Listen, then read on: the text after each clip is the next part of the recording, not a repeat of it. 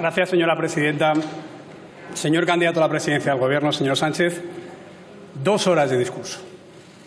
2 horas de discurso para no decir nada, bueno, casi nada. Para decir que su Gobierno puede ser una oportunidad histórica de consecuencias imprevisibles, al amparo casi de lo que decía la señora Pajín sobre esa conjunción planetaria en la que iban a coincidir el señor Zapatero y el señor Obama. O para decir que va a conseguir la armonía del hombre y la mujer con la naturaleza. Eso sí, con un remix parecido al que también decía el señor Rodríguez Zapatero, con eso de la tierra es del viento. Pero 2 horas sin ver el elefante en la habitación, sin ver el gran elefante morado con un gran lazo amarillo que está en el medio del hemiciclo y al que a usted no se ha referido en ningún momento, como si no existiera, en 2 horas.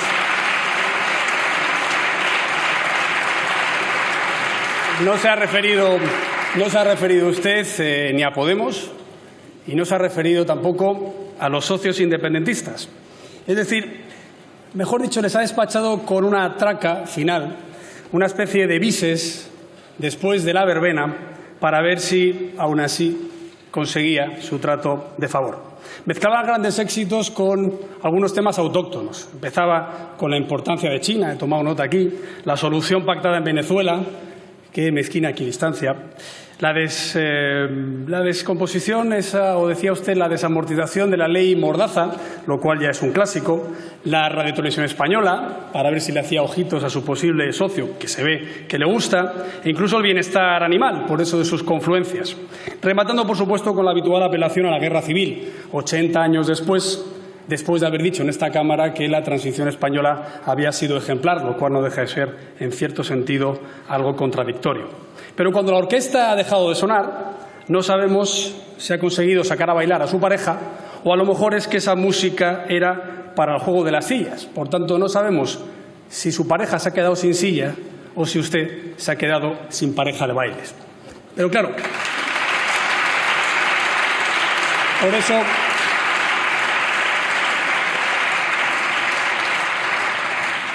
Por eso, señora presidenta, es muy difícil darle la réplica al candidato a la investidura, porque aparte de una Macedonia de generalidades, se ha guardado todas las cartas en la manga. Debería, quizá, la señora presidenta alterar el orden del debate para que escuchemos al señor Iglesias, quizá escuchemos también al portavoz de Esquerra Republicana y de Junts pel Cat y podamos saber por dónde va esta investidura. Pero mire, señor Sánchez, yo me tomo muy en serio su candidatura. Y me tomo en serio su candidatura porque, aunque usted no lo crea, también me tomo en serio a sus votantes, aunque usted parece que no lo hace con los de nuestro grupo parlamentario. Y me tomo en serio también y en consideración a las instituciones implicadas, por supuesto, al propio jefe del Estado que le ha ordenado formar gobierno. Pero hay que recordar que en estos 3 años, en esta Cámara, ha habido ya 3 elecciones generales y 7 sesiones de investidura y 2 mociones de censura. Y los españoles creo que ya no merecen este espectáculo. Por cierto, muchas de ellas motivadas por su propio inmovilismo. Yo voy a intentar adaptarme a esta interpretación de sus palabras antes de escuchar al señor Iglesias, que espero que dé más datos, incluso en menos tiempo, con 5 preguntas bastante generales. El primero es, señor Sánchez, ¿qué ha venido a hacer aquí? Sinceramente, ¿qué ha venido a hacer aquí? Ha tenido 85 días, es decir, ha tenido usted 12 semanas, 3 meses, jugando al gato y al ratón, no solo con esta Cámara, también con todos los españoles. Y tenemos una sensación de no saber si usted quiere ser realmente presidente del Gobierno, o mejor dicho, si usted pretende en esa sesión de investidura recibir los votos para ser investido presidente del Gobierno. Porque, sinceramente, no lo parece. Para empezar, no ha hecho usted cumplida cuenta de las previsiones que mandata el artículo 99 de la Constitución para estas sesiones. El primero, exponer un programa de gobierno. Simplemente ha planteado un trampantojo electoralista no pactado ni acordado con nadie, quizá olvidando que solo tiene 123 escaños. En segundo lugar, la previsión de este artículo dice que debe usted concitar la confianza de la Cámara, pero a sus socios habituales los ha ignorado simplemente con ese pupurrí al que ya me he referido para salvar el telediario de mediodía, y a sus adversarios nos ha exigido, textualmente, nos ha exigido que no molestemos, básicamente, que nos apartemos. Incluso ha llegado a decir que si no había gobierno no podía haber funcionamiento de este Parlamento, quizá confundiendo su estrategia de los últimos meses con lo que tiene que ser la propia mecánica de un Estado de Derecho, en el que el legislativo ya tendría que estar controlándole.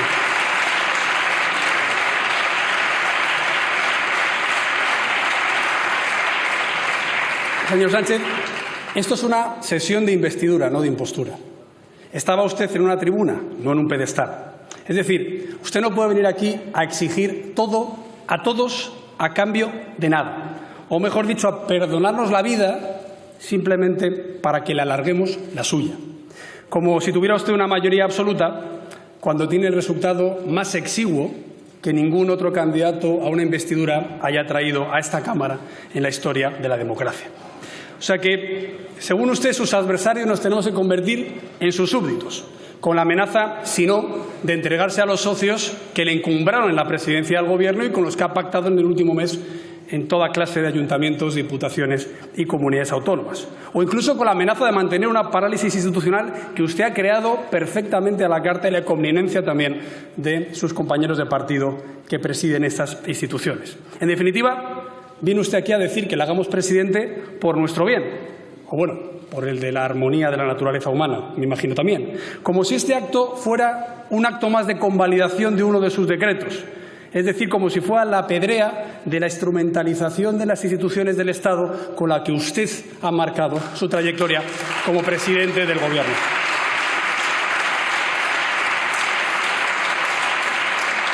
Por tanto, la primera pregunta era ¿qué había venido a hacer usted aquí? La segunda es, señor Sánchez, ¿quién es usted realmente? ¿Quién es usted? No lo digo por la versión de disociación de personalidad que hizo célebre a su vicepresidenta del Gobierno, porque es que lleva tantas metamorfosis que ya no sabemos si la persona que ha subido a esta tribuna estaba en fase de crisálida o ya de mariposa. No sabemos exactamente si estamos en la fase del no es no o el sí porque sí. Porque son precisamente esos dos puntos, esos dos hitos, lo que jalonan su carrera política. El primero, un no es no, explicado en una larga carta en la que, por cierto, llegaba a hablar de la podredumbre moral del partido al que nos exige ahora abstenernos. Podredumbre moral. Es un buen comienzo también para sacar a bailar a alguien en una sesión de investidura. Incluso decía que la responsabilidad exclusiva de las mociones de censura, en este caso de las sesiones de investidura, eran del candidato, en esa ocasión del señor Mariano Rajoy, que no hay que olvidar, a usted le ofreció un gobierno de coalición trayendo ya el apoyo de otro partido, como es el caso de Ciudadanos. Por cierto, al señor Rajoy tampoco le cogía usted el teléfono ni se quería reunir con él, ahora que se queja tanto de lo que hace el señor Rivera. Sin embargo, hace una semana hizo que varios compañeros de la bancada socialista me mandaran una carta en la que decían que esa abstención táctica que tuvo el Partido Socialista para evitar la repetición de unas terceras elecciones, después del ofrecimiento de una gran coalición, después de haber alcanzado otro pacto con un gran partido como era Ciudadanos, resulta que era una posición honorable. Para lo cual yo tengo que preguntarme entonces, aquellos que no se abstuvieron y dimitieron para no abstenerse, la actitud que tuvieron, ¿qué fue? ¿Deshonrosa? Si algo es honorable, ¿qué es lo que no lo hicieron? ¿Qué es lo que hizo el señor Sánchez? ¿Qué es lo que hizo la señora Batet? ¿Qué es lo que hizo el señor Cruz? Por tanto, si verdaderamente ese fue el primer punto culminante y el segundo fue el no es no ya en materia, el no es no en acción, es decir, una moción de censura, habría que recordar que esa moción de censura se la gestionó o incluso la negoció aquel elefante morado con un gran lazo amarillo que usted no quería ver. Porque precisamente usted llegó a la presidencia del Gobierno a caballo de los socios que ahora le da vergüenza mostrar en esta Cámara, a pesar de que ha pactado con ellos en muchas circunstancias y momentos. ¿Qué pasa? ¿Que se avergüenza de ellos? ¿O que aquí se ve un poco más? ¿O es que prefiere que se note un poco menos? Conclusión. Su carrera política se jalona en que, en primer lugar, rompe su partido para luego romper nuestro Gobierno y ahora hace como que tiene una mayoría que no tiene y nos exige a los damnificados que se la complementemos. Es decir, que usted pone en marcha un novedoso sistema de indulgencias laica, ya sabe, no perdona el pecado, pero exime de la penitencia. Para usted seguimos siendo tan malos, malísimos como siempre, pero está dispuesto a no recordárnoslo, incluso a absolvernos, simplemente porque el beneficiario de nuestros votos ahora es usted. Es decir, para que ese estigma que nos impuso quede desactivado, ahora podemos redimirnos haciéndole a usted presidente. Y eso, señor Sánchez, no puede ser.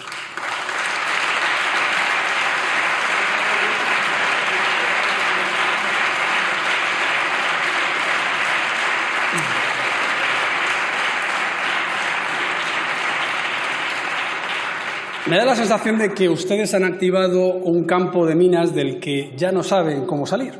Son rehenes de los socios de la moción de censura y por eso no han hecho ningún esfuerzo para conseguir otro apoyo. No hay ningún documento que conozcamos, no hay ninguna propuesta, que yo sepa no se ha propuesto ningún gobierno de coalición, ni siquiera parece que está prosperando el gobierno de cooperación. La última vez que vino usted a una investidura vino con el apoyo de Ciudadanos. Pregúntese por qué ahora no lo tiene. A lo mejor por lo que ha cambiado usted en este año o por lo que le han cambiado sus socios. Pero permítame que le haga una tercera pregunta. ¿Dónde están sus apoyos reales? Me gustaría saber dónde están sus apoyos reales, porque la pasada semana tuvimos la impresión de que usted estaba experimentando una gran conversión, una caída del caballo. Le escuchamos acusar al señor Iglesias de ser una persona que iba contra la propia democracia, que quería cargarse la monarquía constitucional, que era aliado de dictaduras o incluso que no había renegado del derecho a decidir, es decir, de la propia autodeterminación. Lo hizo, es verdad, después de varios meses en los que consiguió que el señor Iglesias le apoyaran 10 diputaciones en 10 capitales de provincia y en 4 autonomías. Todavía siguen en negociación en otras 3. A mí me recuerda esta conversión a la que le dije la última vez que tuvimos ocasión de debatir, hace ya unos cuantos meses, sobre lo que había experimentado con los partidos independentistas.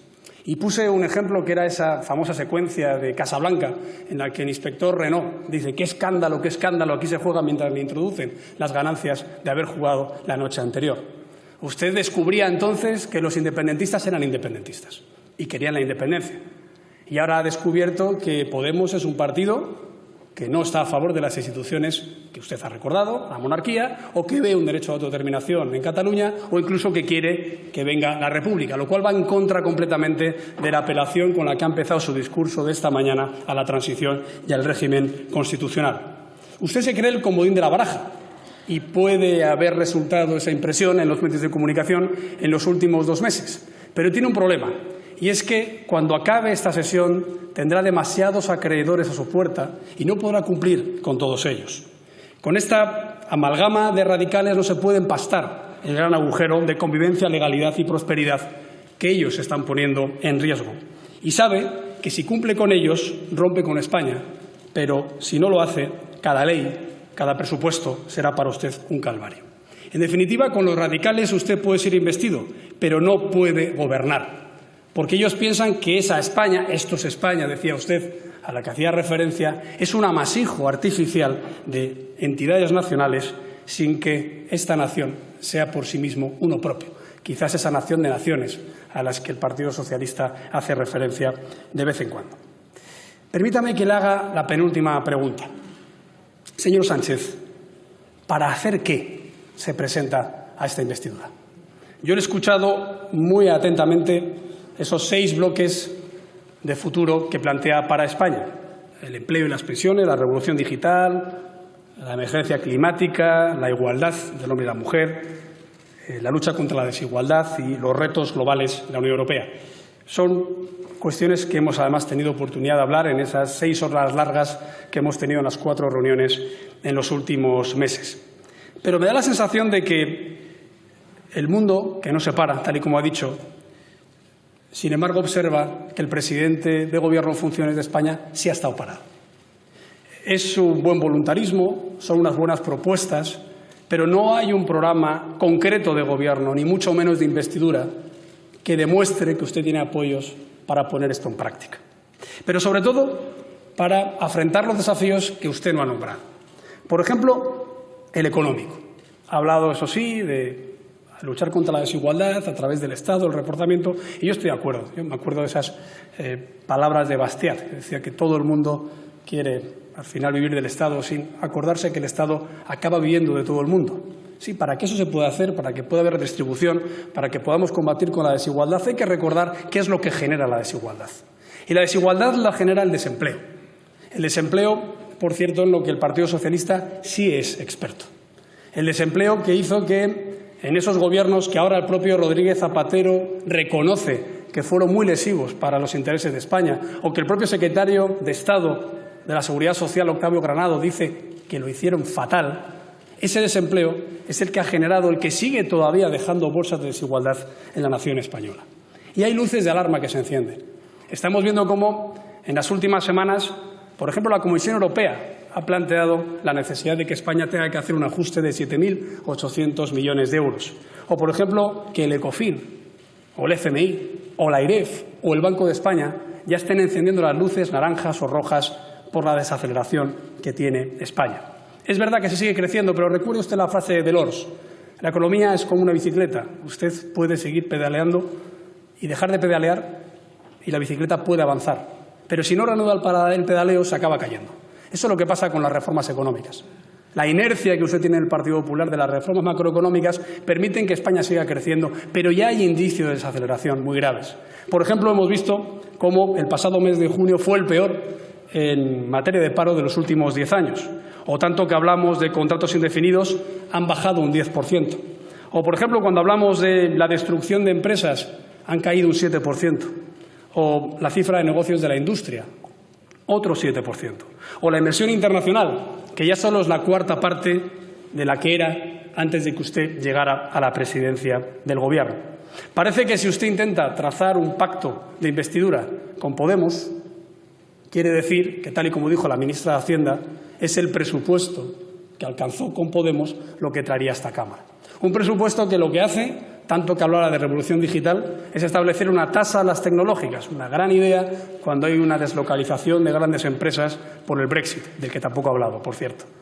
Simplemente dice que quiere combatir la emergencia climática, pero no quiere hacerlo con las flotas urbanas o no quiere hacerlo incluso con el consumo excesivo de otro tipo de calderas, ahora que hablaba también de eficiencia en las viviendas, sino que lo hace subiendo el impuesto al diésel a todos los españoles, un 30% más de impuesto al diésel que va a perjudicar a 17 millones de automovilistas.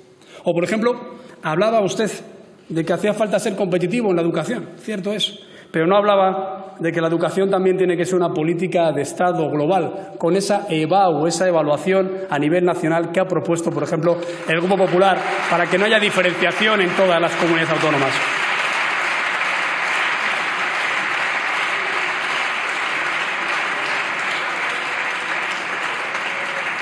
Nada ha dicho tampoco de lo que está pasando con los espías lingüísticos en los colegios de Cataluña. Nada ha dicho del problema del bilingüismo, del problema del fracaso escolar o del problema que tenemos en las materias troncales o en el uso y el derecho de que los niños se puedan expresar en la lengua común de todos los españoles.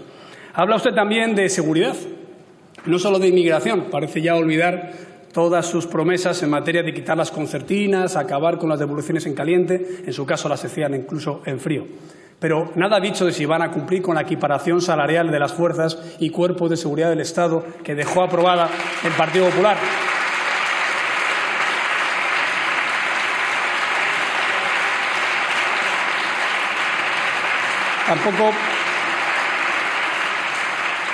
Tampoco ha hecho ninguna referencia a si quiere derogar la prisión permanente revisable, que también usted llevó al Constitucional porque decía que era una medida que usted no iba a llevar si era presidente del Gobierno. Pero, sobre todo, como le decía al principio, nada ha dicho de Cataluña. Yo hablo hasta de Cantabria, me parece muy bien. Ha hablado de Extremadura, ya era hora, por cierto, en materia de infraestructuras. Pero nada ha dicho de Cataluña. Nada ha dicho de Cataluña. Y, sinceramente, creo que todos los españoles lo que queremos recordarle es que usted ha sido presidente del Gobierno con unas alianzas contra el Estado. No hay ningún país en la Unión Europea equiparable que haya tenido los apoyos parlamentarios de formaciones políticas que se han instalado en la ilegalidad y que siguen desafiando la propia Constitución española. No hay ni siquiera, yo creo, la necesidad de que usted obvie, cuando sabe perfectamente que todo esto surgió del problema del Estatut, que ahora usted quiere ocultar con una suerte de reforma constitucional. Usted la ha nombrado para otras cuestiones, quizás sin saber que hoy en día en esta Cámara, con 35 diputados, se puede someter a referéndum y las reivindicaciones serían mucho más allá de una ley electoral o mucho más allá de un cambio de denominación de las personas con algún tipo de discapacidad. En definitiva, ¿por qué está usted ocultando la grave realidad que tiene España en relación con el independentismo en Cataluña? ¿Es que la propuesta que hizo el Partido Popular de modificar la ley del indulto para prohibir los indultos en caso de rebelión y sedición es algo que tiene usted debajo de la mesa? ¿O es algo de lo que usted le dijo a Junqueras cuando le espetó que no se preocupara?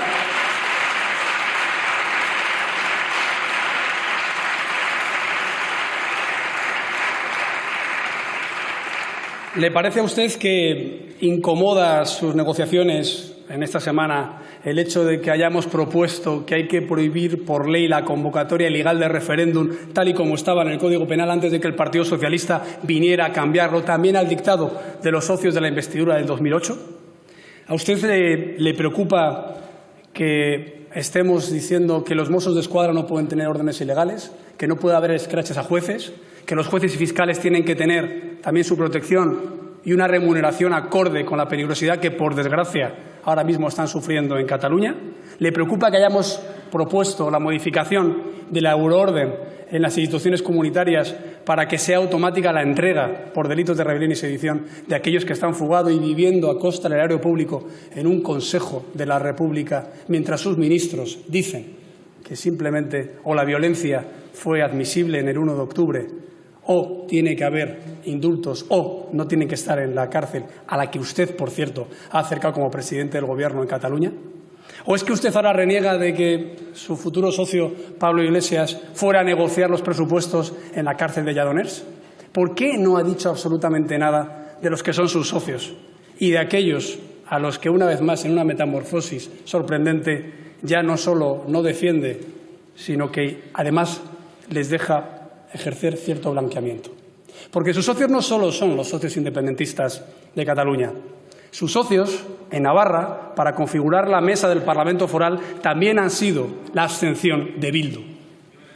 Y hay que decir claramente que el señor Otegi, los señores independentistas de Cataluña o incluso el señor Iglesias de Podemos, todos los que le apoyaron la moción de censura, no han podido decir que se arrepientan de haberle hecho presidente. Todo lo contrario.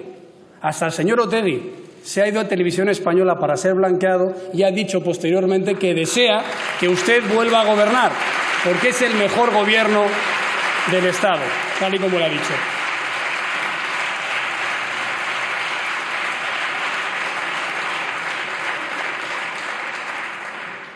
Y le hago la última pregunta. ¿Hasta cuándo, señor Sánchez? ¿Hasta cuándo va a jugar a este juego de trileros, ocultando la bolita amarilla, ocultando la bolita de Bildu, intentando incluso ocultar la bolita morada? ¿Hasta cuándo va a revestirse de esa falsa moderación y va a repartir carnets de centrismo al resto? Yo creo que cuando usted decida dialogar con la mayoría de españoles, podremos entendernos en las cuestiones de Estado. ¿Cuándo va usted a empezar a dialogar con la mayoría de los catalanes?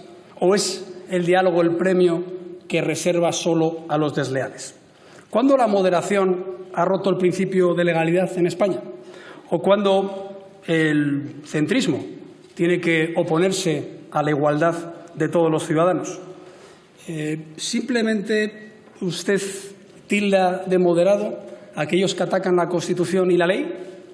¿O tenemos nosotros que mendigar esa condición cuando lo que hacemos es intentar fortalecerla? Verá, yo soy de los que piensa, como Cánovas, que todos los que estamos aquí tenemos una obligación, que es continuar la historia de España. Yo creo, sinceramente, que en esa propuesta de futuro hay que ensanchar el espacio de moderación. Hay que ensancharlo tanto para que ustedes y nosotros podamos gobernar en él. Yo creo que no fue una buena idea cuando el Partido Socialista viró de ese eje izquierda-derecha a un eje constitucionalismo, contra el anticonstitucionalismo. Porque en ese momento lo que sucedió es que a nosotros, que habíamos ganado el centro, al quedarnos simplemente en ese centro y ustedes irse al extremo, la confrontación partidista movió el eje. Eso es lo que ha pasado en los últimos años y eso es lo que hace que nosotros no podamos facilitar su investidura. El Partido Socialista aún no ha destejido ese cordón sanitario del Pacto del Tinei en el año 2003, y eso que era usted el que hablaba de cordones sanitarios esta mañana. Yo creo que hemos demostrado durante los últimos meses que somos capaces de tejer pactos con distintos partidos. En el último mes, con 12 formaciones políticas. Con 12.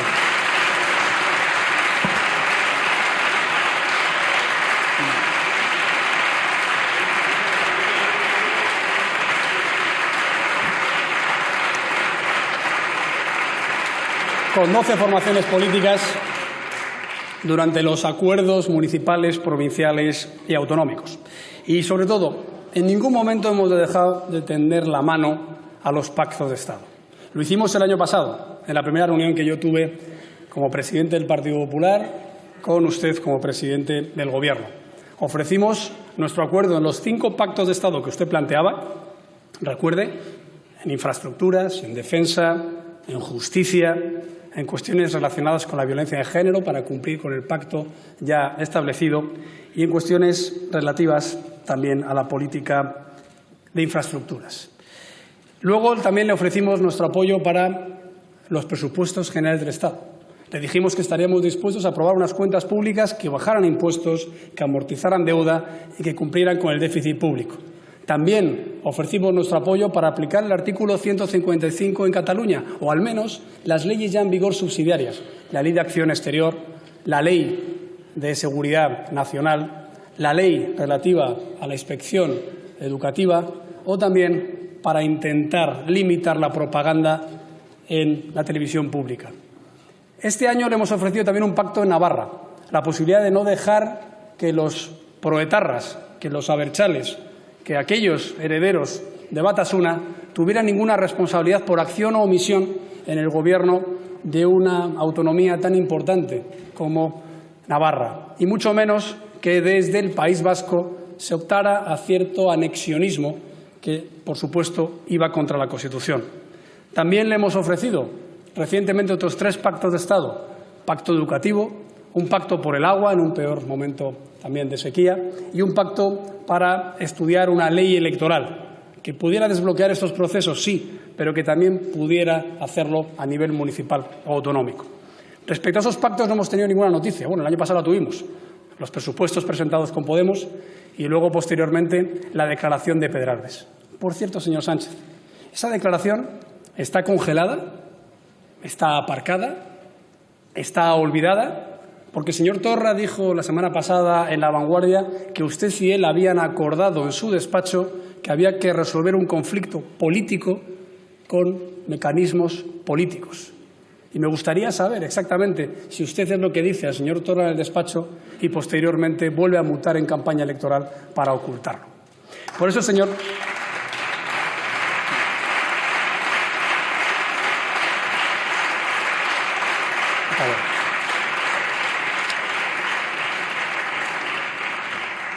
Por eso, señor Sánchez, vamos a votar no a su investidura. Porque no estamos de acuerdo, como diría Cajal, con esa política de vuelo raso y de radio corto.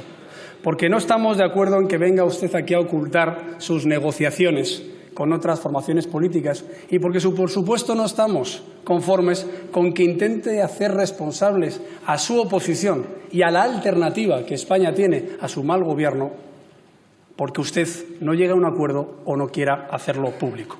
Señor Sánchez, la historia de su gobierno es la historia de un vacío. Hoy se ha puesto usted grandilocuente a la hora de saber cuál es su aportación a la historia, incluso de la humanidad. Es la historia de un gran vacío, el de funciones y el de que usted hoy ha venido aquí a exponer. Simplemente su obligación es, ahora sí, dar a esta Cámara la información de qué gobierno quiere formar, de con qué socios lo quiere usted apoyar y, sobre todo, para qué y con qué beneficios para todos los españoles. el Partido Popular ejercerá una leal oposición y, sobre todo, una urgente alternativa de gobierno que espero que cuanto antes llegue a la Moncloa. Muchas gracias.